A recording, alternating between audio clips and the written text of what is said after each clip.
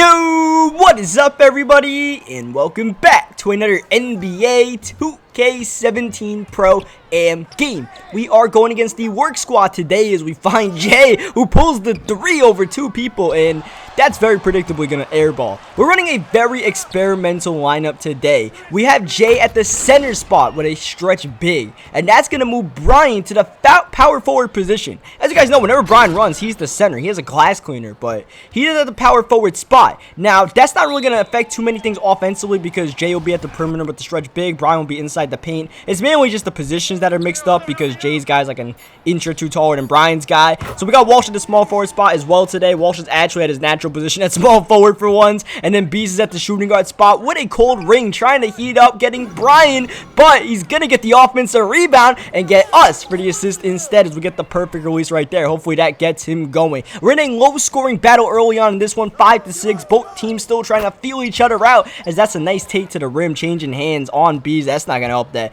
cold ring he had as Jay pulls the 3 and doesn't get it to go, but look at Brian battling their entire team, and we reward him for kicking it out with the perfect release jumper. Once again, rewarding a teammate who gets an offensive board, but that time we turned it over. I don't know what happened there. My dude was flailing, trying to sell a call or something, and we lost it as we get back on defense pretty well. We get the stop. Jay's got the board. With this total lineup, hopefully we have some sort of advantage, you know, rebounding, blocking shots, that kind of big guy stuff. Is look at the ball zipping around, warp speed, finding Brian inside. When the ball moves that fast, zips around the perimeter like that, first of all, I absolutely love seeing stuff like that from our team because I feel like that's something we're capable of doing more often than we normally do. We got guys who just dribble the ball, you know, for like 3 or 4 seconds trying to find cutters and stuff like that as Jay gets an enormous block. That's what I'm saying with the big man lineup. Oh, wanted that one from Walsh. You know, we could hopefully get more rebounds and blocks. But yeah, you know, we dribble around the perimeter sometimes. I really wish we would just pass the ball like that because when you do that, it's almost unstoppable, especially against teams who play zone defense. You move the ball like that, it's, you know, very scary. It's very scary to have a team with chemistry like that on the court as we find Jay. He's finally going to get a shot to go right there. This might have been the first time Jay ever played with this guy, so he was pretty uneasy with the whole stretch big concept as they're drawing a foul and a three-pointer right there on Walsh.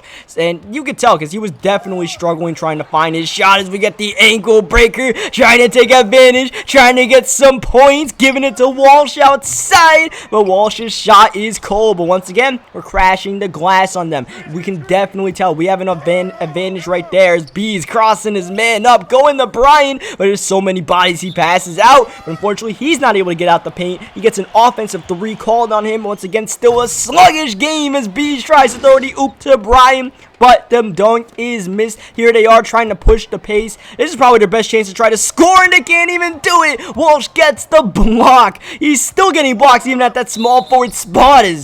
That was pretty much a bailout right there. Bees took it at their whole team and got a shooting foul. We'll take it, I guess, as this guy goes in the post. I don't know if this guy was a glass cleaner or a post scorer, but this guy was taking Jay in the post a lot throughout the game. Not a lot, but he definitely got his fair share of touches. Walsh going to give us the ball. We turn down the 3 to take the open 2 from the foul line, fading but not able to get it to go. You guys will see I turn down 3s like that. I mentioned this before, if you guys didn't know. I don't feel too confident taking 3s. I'd rather take those, you know, mid-range jumpers because my guy's pretty good at it. Unfortunately, we weren't able to get it to go as see Brian got the block right there, but they got the ball and the putback inside. Nothing to do about that. It's just a loose ball. It's good defense. So what do? You come back and play good defense the very next possession as Brian did. Get the board, finding Bees. He hesitates, goes all the way, but he gets blocked, stays in bounds. They get the rebound right there.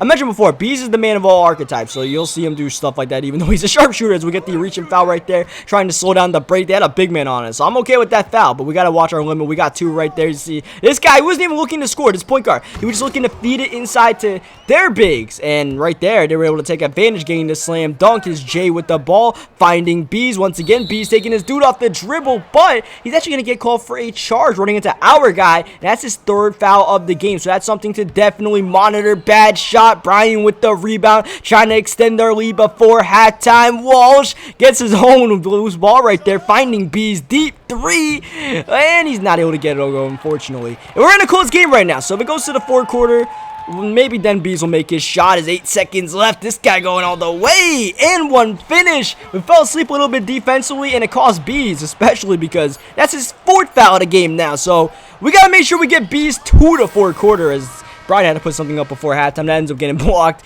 Not much of a chance right there. But yeah, we got to make sure we get Beast to the fourth quarter before we talk about what he does in it, because he's got 4 fouls right now, so we got to make sure he doesn't reach in or anything like that. You see right there. But he's looking to take guys off the dribble a lot on this day. Is Brian going to throw it down right there? So with this lineup quirk and all, Brian's still getting his numbers right now, getting inside, dominating his matchup. And I believe they never really switched the matchup and let the power forward on him. So that worked to our advantage, because Brian one-on-one usually eats up most centers against the power forwards. You know, it's might as well be GG as Bees with the flashy dunk at the rim. But, you know, we're still in this very low-scoring game, and it's just, you know, I feel like we're playing good defensively and okay offensively. Could be a little bit better. This, you know, experimental lineup's definitely messing with us a little bit, but and so we're going to take a nice little photo right here, get it to go. I think one of the things is defensively, I felt like we were giving up shots that we were playing good defense on, but they were scoring anyway. Stuff you'd live with, but it's keeping them in the game and giving them a chance to, you know, get something going in this third quarter as we struggle to really get our footing throughout. Because we were scoring every once in a while, but we didn't have consistent runs of, you know, if we knew exactly what we were doing. Besides the fact that Bees had this need to take people off the dribble the whole game. More often than not, was blowing by his guys. That's a 3. It looked like contested decently. Might have been open. I don't know. It was knocked down. I don't think Walsh might have been late. It's hard to tell with those sharpshooters, man, because sometimes they'll pull those and they'll just like airball it. Sometimes they'll pull them, they'll make it. The sharpshooters are just, you know, very random. They've been toned down a little bit throughout the year. They used to be a little more overpowered. Nowadays, it's just like, it's more about who's got the release down, who's got a quick release and stuff like that. You see, you know, every single time someone closes out on me like that, I'm already thinking about going into the mid-range, going into the paint. I'm not thinking about taking that 3. So anytime anyone tries to close out on me on the perimeter, I'm already gone, all right? I already got my next move planned. Unfortunately, Brian got blocked, and now here they are trying to take the lead on this possession, moving the ball around, and the shot clock. Got to put something up. Eventually, hook shot goes up and in over like 3 defenders. He got it to go anyways. Like I said, these guys are putting up a lot of mess and getting it to go. And once again, this point guard not looking to score at all. That's just unfortunate. B's got brick wall by the center right there. But you know, these guys, the point guard was not really going to score, so I was trying to help out eventually in the paint. Once I realized this is Brian going to get that nifty little move to go down. We're going back and forth with these guys. We're trading buckets. At this point, the offenses are starting to pick up a little bit as the power forward just walks his way to the rim right there. I don't know what we were doing. Now we fast forward to the fourth quarter as their point guard, and of all the shots he puts up that one inside. I guess he thought he had the height advantage, but we got some decent positioning. Got the good shot D, looking to give our team the lead. B sets the screen, looking for a shooter. We're gonna find Jay, and he's gonna eventually pull it. And right there, that's what I'm talking about. Sometimes it's just all about the release, and he hesitated a little bit. So it's all about that confidence as a shooter, as a sharpshooter, more than anything else, I guess. And Jay, we'll say he lagged out the game right there. We definitely won't say he got frustrated and quit or anything like that. We'll just say he lagged out the game. So now we're playing 4-on-5 the rest of this game. Makes things a little bit more interesting. So we're in a close game on top of it all, and we lost Jay. So we'll try to rebound from that. That's an open 3. End of the shot clock. They don't get it, but they do get the offensive rebound and the putback. We got 7-4 right now. We haven't made too much of an impact in this game. Part of the reason why is because Jay kept on not inbounding to me. I really don't know why, but it's time to turn it up. Fourth quarter, let's make plays. Let's get that bucket right there off the Bees feed, where they come right back on the inbound play, getting the dunk over Brian. So we're going to try to feed Brian inside next play. Walsh with the ball. He's penetrating, getting Brian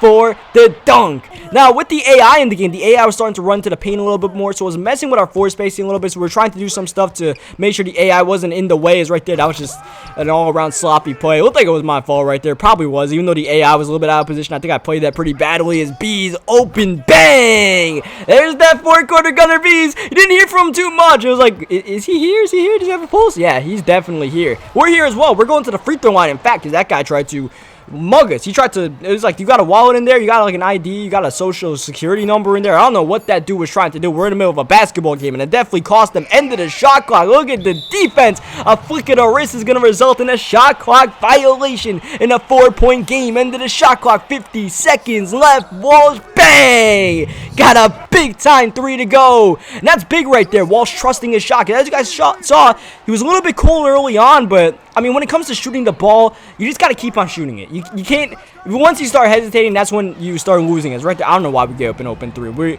We're in position to do everything but give up an open 3, and that's exactly what we did. But yeah, as a shooter, you just gotta, you know, stick with it. Just keep on taking those shots. You know, it wasn't the most open of shots, but the fact that he shot it with confidence, like I said throughout, as a sharpshooter, that was most important. That's what helped us ultimately secure this victory. As you guys see there, final little possession right there to try to get back in the game ended up being a fumbled ball out of bounds. So despite, you know, the random lineup, Jay leaving the game in the fourth quarter for quote-unquote lagouts, we got the victory. And we ended up turning up a little bit in that fourth quarter. We had a very below average assist game. 5 assists. That might be the lowest assist game I might have ever had in the program with a point guard, man. Because you guys know we usually get like 10 and we don't score the ball much. But, I mean, yeah, we got the victory. That's the most important thing. You see Brian had a good stat line inside. Got the player of the game. Leave a like in the video if you guys enjoyed it. Subscribe for more 2K17 Pro Am games.